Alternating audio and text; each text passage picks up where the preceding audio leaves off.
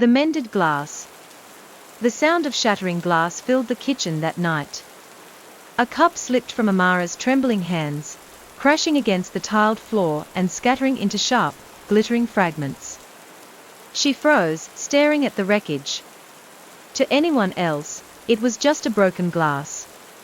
But to her, it was a reflection of her life, whole once, then fractured by the weight of promises broken, love withdrawn, and the silent cruelty of neglect.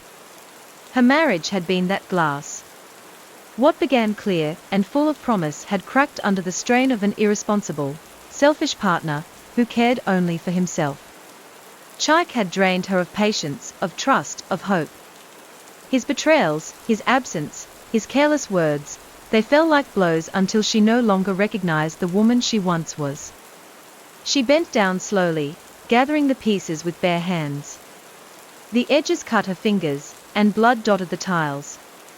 Still, she collected every shard, unwilling to sweep them away.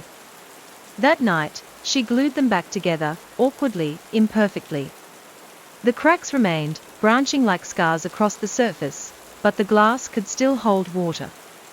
From then on, Amara kept it on the shelf as a silent witness.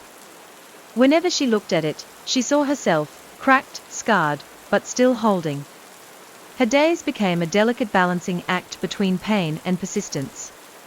The trauma of living with a man who abandoned his vows lived in her chest like a shadow. Nights were long and restless, filled with anxious thoughts. Yet, every morning, she rose for her children. She packed their meals, braided their hair, kissed their foreheads, and carried on. They were her reason. Her lifeline. The thread that kept her stitched together when her mind threatened to unravel. Still, fear lingered, the fear of the unknown, of raising children alone, of building a life from ruins. But the mended glass whispered a truth to her each day: broken does not mean useless.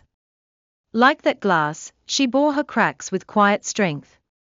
She held her children, her responsibilities, her fragile dreams, even when she felt like collapsing.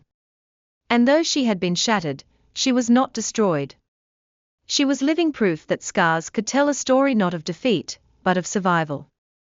Every time she poured water into that glass, Amara reminded herself, I may be fractured, but I am not finished.